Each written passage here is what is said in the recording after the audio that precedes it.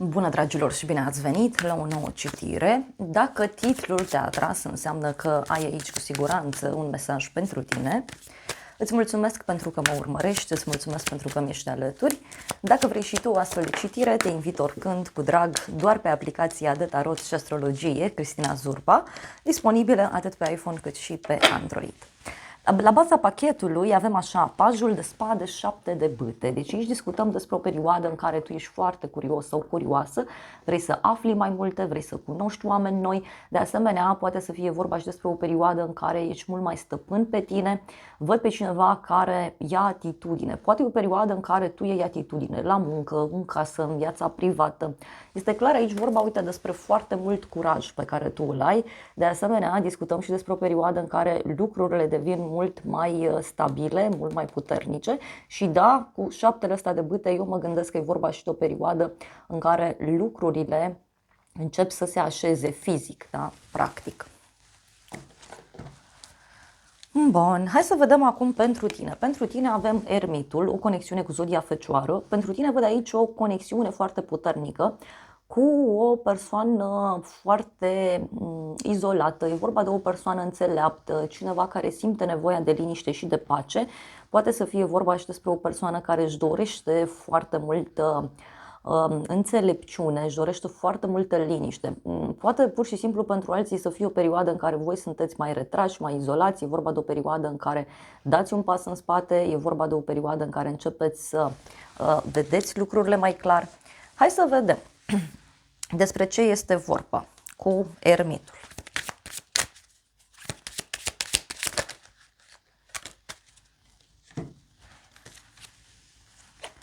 Șase de spade, 5 de spade și 10 de bâte. O conexiune, uite, cu ideea de drum, nu știu, cineva are niște probleme aici legate de un drum, legate de o călătorie.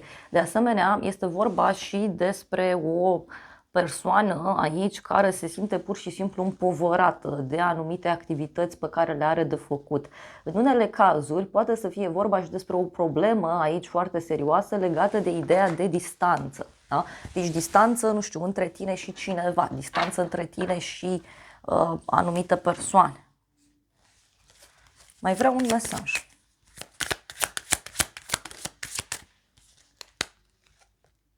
Nebunul, da? Deci nu știu, e o nouă cale, e un nou mod de a acționa, e vorba de o revoltă a cuiva. Da? Poate să fie și asta. Pentru casa ta avem Regina de Cupe, o conexiune cu o zodie de apă, Rac, Scorpion sau Pești. Poate discutăm pentru casa ta și de o perioadă în care ești mult mai liniștit, mult mai relaxat. Văd aici o femeie foarte sufletistă, sensibilă, o femeie care are un rol foarte, foarte important în viața ta în această perioadă. Pentru cei mai mulți dintre voi, e ca și cum simțiți nevoia de mai multă liniște, de mai multă izolare. Unii poate sunteți într-o perioadă în care practicați mai multe lucruri pentru casa voastră, cum ar fi vă rugați mai mult de acasă sau faceți tot felul de activități din acestea spirituale. Hai să vedem încă o carte pentru casa ta.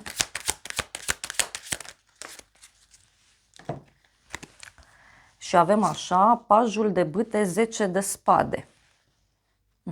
Deci aici poate avea legătură și cu un nou mod de a acționa. Da?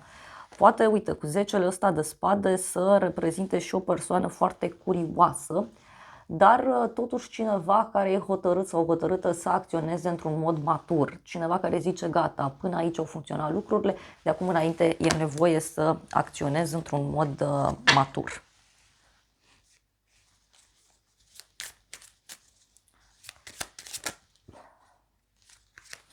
Justiția, o conexiune cu zodia Balanță. Pentru casa ta aici, uite, e vorba de o decizie importantă. Fie unii aveți de rezolvat ceva important legat de acte, fie pentru alții justiția poate să reprezinte și un adevăr. În curând, puterea, o conexiune cu zodia Leu, dar văd și o provocare aici care apare pentru tine în curând. De asemenea, puterea poate să reprezinte și o luptă, da?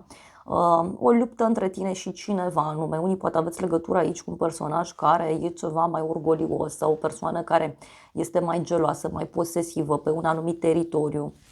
Hai să vedem despre ce este vorba.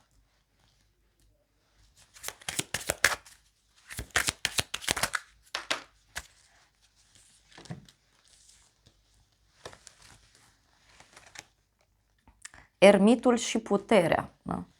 Nu știu, poate să fie și o luptă pe care o duci singur sau singură, poate pentru alții este vorba și despre o situație, da, care începe să se clarifice, pentru că uite avem 7 de bâte, 8 de bâte, 4 de monede. Parcă e cineva care vrea să iasă din anonimat aici. Este o persoană foarte hotărâtă, care este gata să lupte, fie cu propria persoană, fie să lupte cu ideea aceasta de singurătate, pentru că e cineva care clar aici vrea să iasă din anonimat.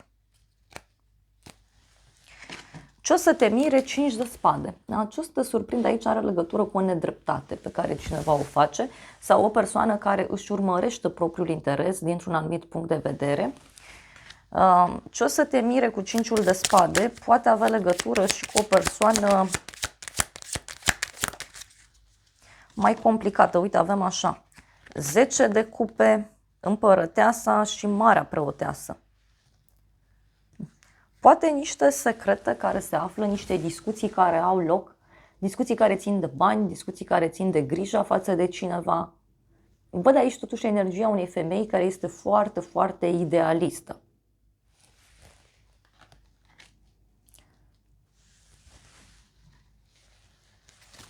Ai vrea un mesaj.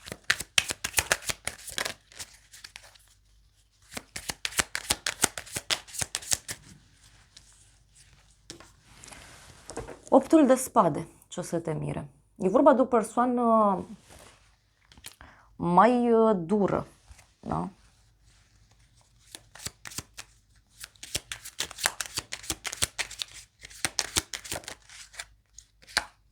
Opt de bâte. Uite, foarte multă pasiune pe care eu o văd aici. Niște discuții, nu știu, o persoană obsedată de control sau poate să fie vorba despre o persoană care își dorește să dețină ceva anume. Da? Că avem temperanța, asul de bâte și luna, o legătură cu zodia pești, zodia săgetător. Aici e cineva care, nu știu, vrea împăcare, vrea liniște, vrea să cădeți de comun acord, dar în același timp este o persoană și foarte speriată. Ce nu știi tu? 3 de cupe, o petrecere, o bucurie pe care o ai.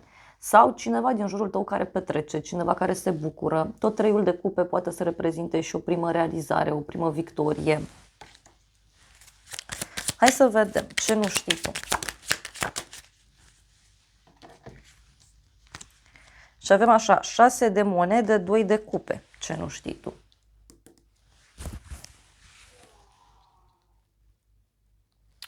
Cineva care, nu știu, îți pregătește un cadou, cineva care te ajută, poate pentru unii să aibă legătură cu o persoană care se împarte așa între două direcții, o persoană care uite, e foarte împlinită, e foarte mulțumită, poate să fie aici vorba și despre două realizări pe care le poți avea. Uite, avem lumea și regina de bâte, o legătură cu zodii fixe, Taur, Leu, Scorpion, Vărsător. Și mai avem și zodii de foc, Leu, Berbec, Săgetător. Aici, ce nu știi tu, poate avea legătură cu o femeie de la drum sau o femeie care ți este alături, o femeie care e deschisă să te ajute, să te îmbrăcișeze, să fie lângă tine. Pajul de monede, 10 de monede. Da? Aici e vorba de o persoană, uite, care studiază ceva. E o persoană care acționează într-un anumit mod. Hai să vedem ce spune acest oracol. Ce nu știi tu? Avem judecata și spânzuratul. O conexiune cu zodia pești. E o persoană aici care începe să vadă lucrurile diferit. E o persoană care este judecată sau o persoană care se află, bineînțeles, într-un punct de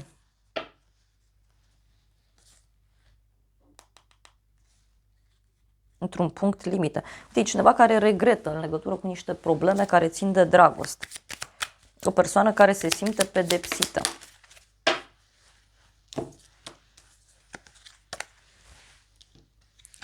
Turnul, 5 de monede, pajul de spade. Poate aici să fie vorba despre o persoană fie cu probleme, fie este vorba despre o persoană care nu vrea să fie lăsată deoparte. Dar ce văd eu, e clar aici și cineva care poate să afle niște adevăruri sau cineva care se agită în legătură cu niște promisiuni pe care le-a făcut sau în legătură cu niște minciuni, da, pe care le-a ascuns sau în legătură cu niște secrete. Pe neașteptate, 2 de cupe. Pe neașteptate aici, uite, o întâlnire cu cineva, poate o întâlnire cu o prietenă și o discuție de la inimă la inimă, pentru alții poate să fie vorba despre o întâlnire de suflet, da? Poate să fie și o întâlnire romantică sau o discuție, poate chiar știu eu, pe partea aceasta de online, dar poate nu neapărat fizică. Pe neașteptate. Pe neașteptate avem așa, roata destinului și asul de spade. O hotărâre, da? Cineva care ia o hotărâre privind o relație, privind o colaborare, cineva care ia o hotărâre importantă privind ideea aceasta de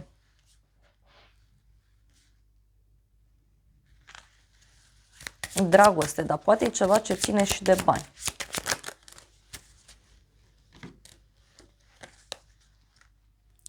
Pajul de cupe, 9 de monede, cavalerul de cupe și asul de cupe. Pe neașteptate, uite, o persoană aici serioasă, cineva care vine către tine cu o propunere, cu o ofertă, cu o propunere din punct de vedere emoțional.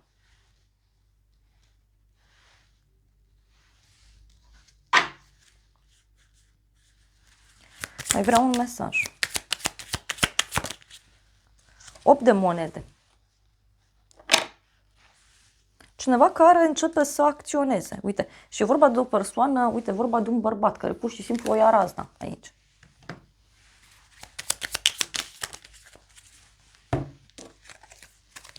Lumea, Marea Preoteasă și Împăratul, o legătură cu zodia Berbec. Mai avem aici o legătură și cu zodii fixe. Taur, Leu, Scorpion, Vărsător. E vorba de un bărbat aici foarte hotărât, fie de la drum, fie e vorba de o persoană foarte suspusă sau este vorba despre o persoană foarte sigură pe ea.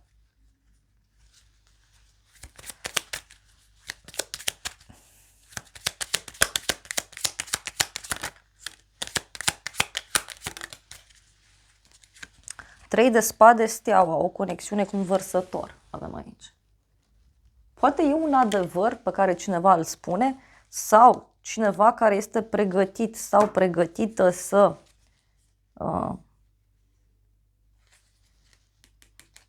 acționeze.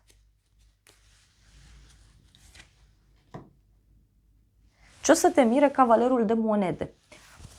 Fie un pachet pe care îl primești, fie un drum pe care îl faci undeva. Cavalerul de monede poate să reprezinte și o persoană care îți propune un anumit lucru.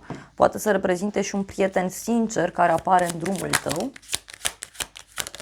Ce o să te mire? Uite, avem așa. Treiul de cupe și faetonul, o legătură cu zodia Rac.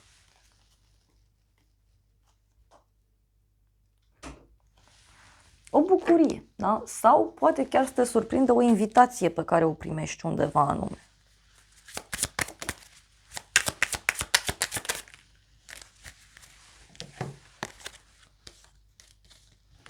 Avem așa, regina de monede, cavalerul de monede din nou și regina de spade. Poate, uite, avem aici două femei sigure pe ele, două femei stabile, două femei care știu ce își doresc. Poate chiar o discuție importantă pe care o poți avea cu o prietenă. Ia să vedem ce o să te mire.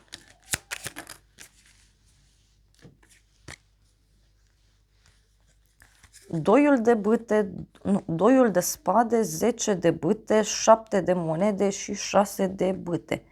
Surpriza are legătură cu o așteptare mare, o tăcere foarte mare, dar și o bucurie foarte mare legată de sfera aceasta financiară. Și uite, avem o schimbare rapidă, la 180 de grade a acestui om.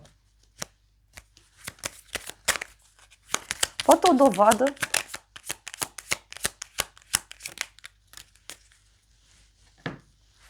Asul de spade, regele de spade, o conexiune aici cu o zodie de aer, Gemeni, Balanță, Vărsător. Poate surpriza, uite, are legătură și cu persoanele astea două, femeile astea două, dar are legătură și cu un bărbat. Bărbatul ăsta fie poartă uniformă, fie un bărbat mai organizat, mai dur, mai rațional. Poate pentru unii să fie vorba și despre o vestă pe care o puteți primi de la o instituție de stat, o vestă pe care o puteți primi de la o persoană suspusă.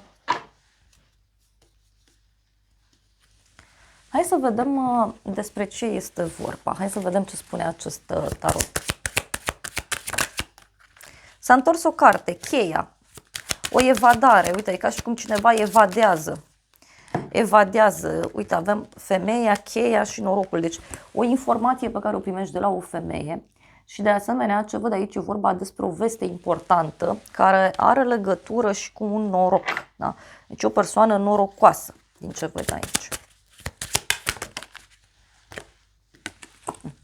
Și avem turnul, deci poate să fie o veste importantă, poate la locul de muncă.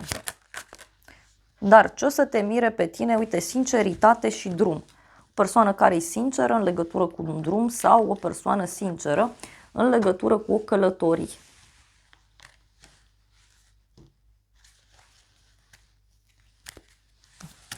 Uite, niște secrete care ies la suprafață, niște minciuni de prin trecut. Cavalerul ăsta de monede e ca și cum vine cu dovada în mână.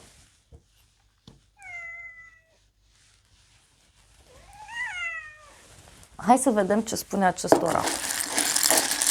Da, motanul nu mă lasă decât să iau anumite oracole.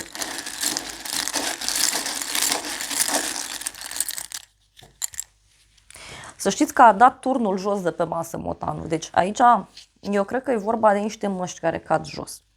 Avem așa, noutăți plăcute, elementul aer, deci vești care vin prin aer. Avem așa, luna ianuarie, cifra 1, zodia Capricorn, zodia Vărsător, bani puțini și supărare, libertate, spirit, apoi avem noroc mare, ziua de luni, bărbat tânăr, luna martie, cifra 3, zodia Berbec, zodia Pești, iar apoi avem așa, cifra 3 cu mesajul informații. Interesant. Deci aici poate, știu eu, să fie vorba și despre cineva care îți poate spune ce are pe suflet. Dar mai văd și un noroc mare pe care l-ai în legătură cu o persoană mai tânără. Și poate să fie un bărbat. Am mai luat niște mesaje bonus și avem așa, destin, trăiește, deci aici e clar o chestie destinată.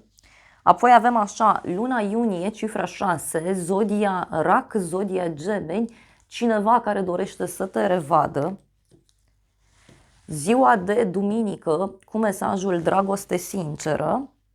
Iar apoi avem în fața ta pierdere, pagubă. Aici, repet, e o persoană sufletistă, dar în același timp nu e o persoană sinceră, da? Care fie, nu știu, iese din viața ta, fie aici se află ceva și atunci lucrurile iau o cu totul și cu totul altă întorsătură. Da, dragilor, acestea au fost previziunile de această dată. Noi vă mulțumim pentru prezență, vă îmbrățișăm cu drag, sperăm din suflet să vă fie de folos informațiile și să ne revedem cu bine și data viitoare. Nu uitați să apăsați butonul de like, abonați-vă acestui canal și de asemenea lăsați un comentariu cu ce fel de citiri mai doriți și de asemenea vreau să știu din ce țară mă urmăriți. Vă îmbrățișez cu drag și vă doresc să aveți parte de o zi sau de o seară cât mai frumoasă.